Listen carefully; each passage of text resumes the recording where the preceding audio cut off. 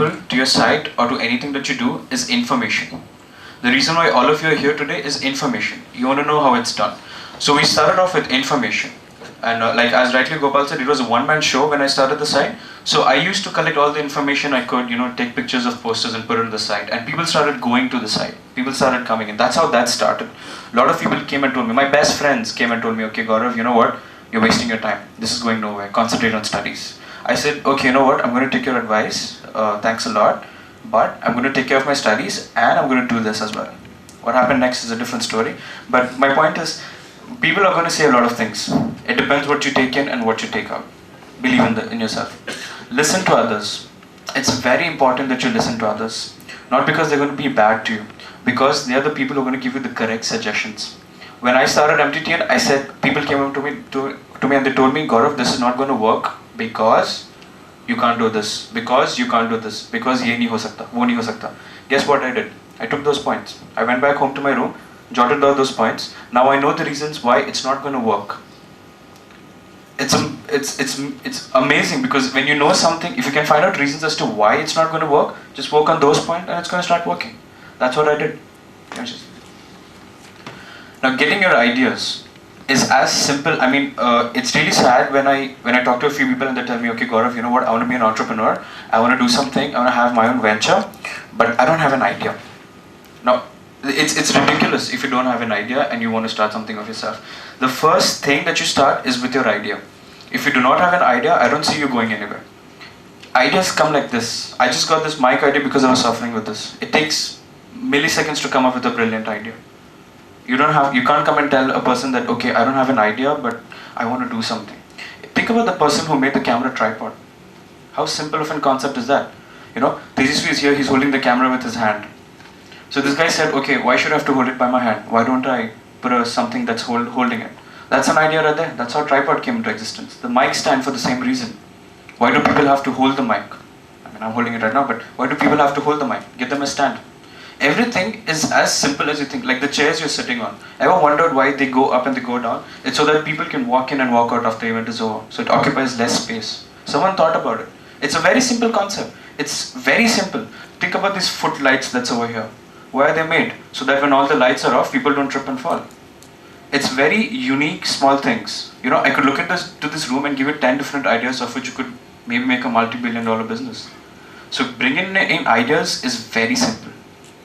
What matters is how you execute it, to what limits you go, basically to the passion that you have about your idea. If you're passionate about it, if you can tell yourself that, you know what, yes, this is going to work, I'm going to do this, that's when it's done. That's the whole point. Creating ideas, I wouldn't say generating ideas, but creating ideas is something which is being questioned in the entrepreneurship world today, because a good statistic says that 97% of businesses are basically a replica of other business. I agree to that. I completely agree to that. 97% of businesses that are very successful today, be it Infosys, be it Microsoft, any which company you call it, are a business replica of some other company. My point here is, what's the harm in copying? We all have cheated sometime. We all have copied something, be it papers, be it the way you dress, be it your phone, anything. You have copied something in life, why not copy a business venture? Only difference is, the difference between you doing it and it's being done already is what matters. It's going to be your thing. There's going to be something that you're going to put in different for it to sustain the market. And that's where entrepreneurship, innovation and leadership all merges in together. The next very important thing is choosing a co-founder. Like, let's talk about manipalthetalk.net again. So when I realized that, okay, this is really good, but nobody knew about it. Very few people. I was in first year, so my section, people knew about it. That's it. They knew it because assignments were going on up there. So I said, okay, I need a team. So that's when we got in a team of 10 to 15 people. And we all contributed into our ideas, and now rather than one person coming and telling you, okay, you know what, go and look at this website, you had 15 people coming and telling you, check that website out, it's really nice. So it's also worked as a marketing policy, indirect marketing policy. I'm not going to go and tell you that, okay, you know what, I found this information on the site. I'm going to say, have you done your assignment? No. Guess what, I did it. How do you do it? You don't even study. Oh, I just copied it from the site. People unintentionally do publicity for you. That's how it works, because it's a great product. So people are going to be talking about you irrespective if you want them or you don't. So choosing a co-founder, I do not have a co-founder for manipalthetalk.net, but I do have a co-founder for every which other venture of mine. It's very important for you to have a co-founder, from what I've realized. If you are a one-man show, it's never going to work out. You need to have at least two people in the team. I'll tell you why. If you look at these colored pencils over here, there are two of them that's blue, there's two of them that's red, there's two of them that's green. Now the one on the rightmost is a sharpened pencil, but the one next to it is not, but it's a blue pencil. So even if I sharpen the other pencil and write it on a piece of paper, it's still going to write blue. Irrespective of what it's been through, it's still going to write blue. I'm not writing red with the company, so I'm losing out on a lot. However, if I have a red sharp pencil and a semi-sharp blue pencil, so I'm painting two colors now, red and blue. That's how it works. Your co-founder has to be someone who complements you, who does not go against you, but who complements you. A lot of people have their best friends as co-founders to their companies. Never do that. It's never going to work. History has shown it.